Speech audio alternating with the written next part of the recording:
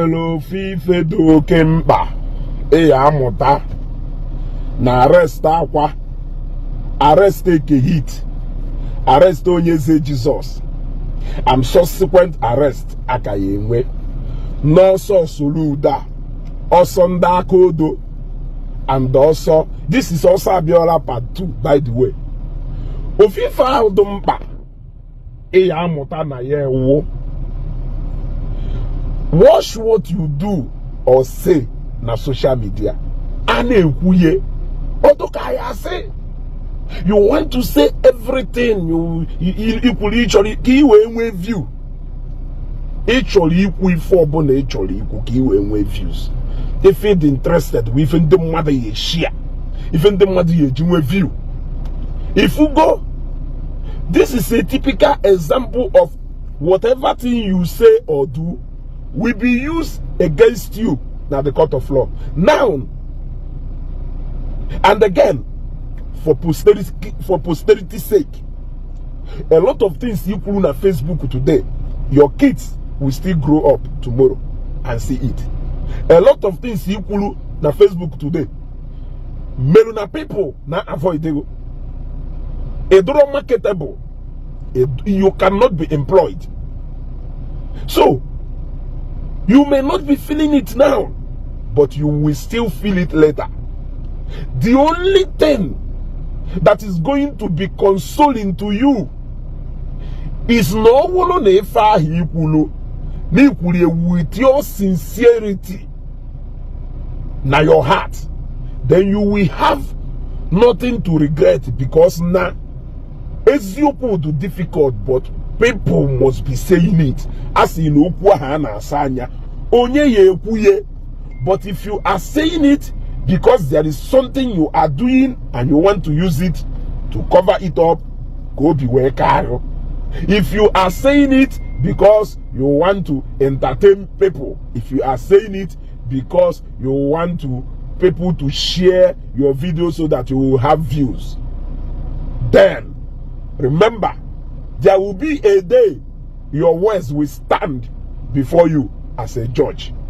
It is exactly what is happening to Onye Eze Jesus, Akwa Okuko, and the Ekehit. Oh, kuhapuru no na Facebook. All video hamele na Facebook. Revisit her today, and they are aim for it. And many people more will go in for what they have said on Facebook. To show ni for na Facebook today, you are being real. That is the only way I won't persecution that putalogo, but when we putalo ine buye mwana na efa we feel kulu, and you can beat your chest and say, yes, I said it. I stand with what I said. No matter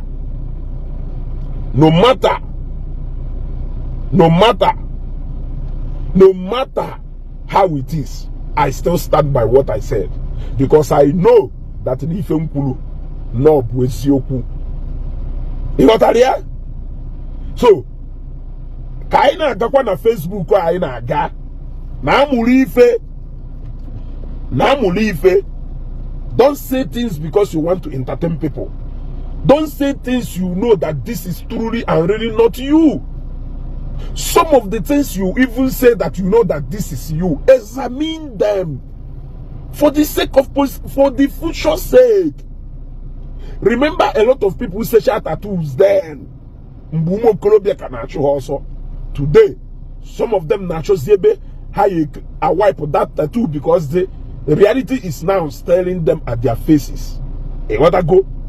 So whatever actions you take in this life, Maluno onke yemwe longevity.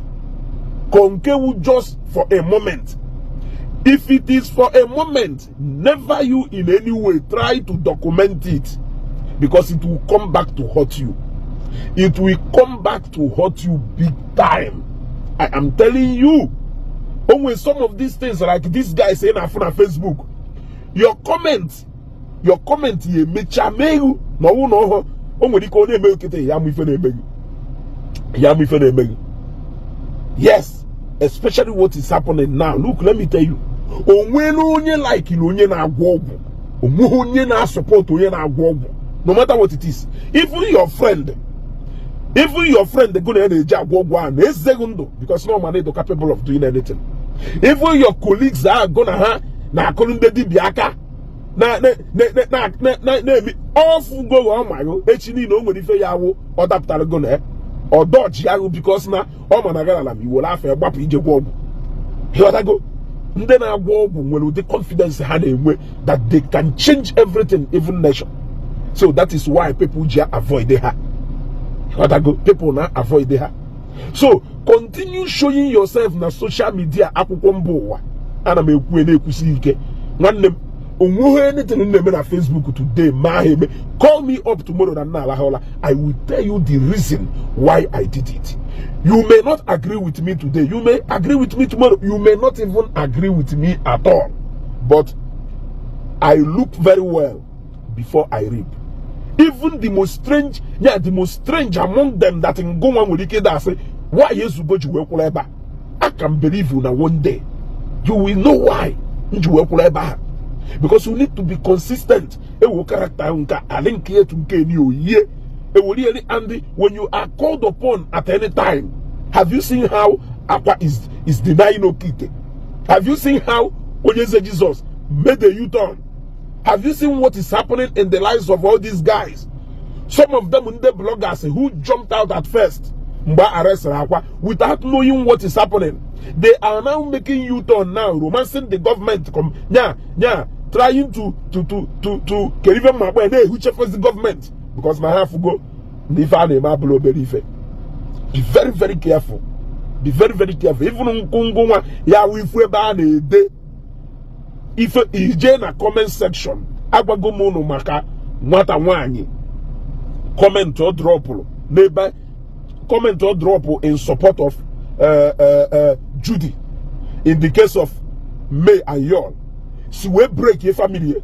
Because na dear for that comment, we say, no more than munye ya do okay. No one will just pop also. And that was how the man proceeded. Because no full opinion munye, even without seeking for the wife's opinion. Only to find out that the woman could not just worry and not cash cruise. How can you be cashing cruise with another person's misfortune? Keki say a cash cruise with something you know that you cannot take before. And that is the kind of fake life we live on Facebook. Without knowing that Facebook is a community where the life we live labor is what people know. Mind you, the life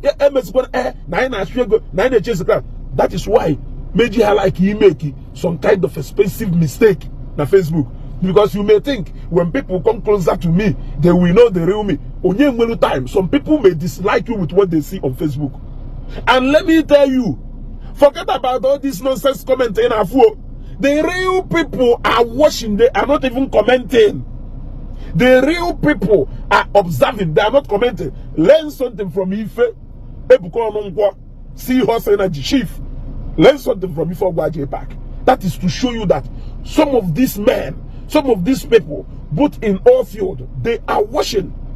But you don't expect them to have a comment, but they are watching and they are seeing what is happening. But one day, you will find yourself in their office, either if you're sure, or if you're sick, you want assistance, or if you're sure want to refer something, call refer to somewhere. They have already seen you, what you believe in, and what you represent. It will help them to take action without even asking anybody. So, this is Facebook life. Facebook is all about fake life. Continue living a fake life. In a joker. A joker. If a family who represent it, a put on Facebook, wolo admin, unde watibia.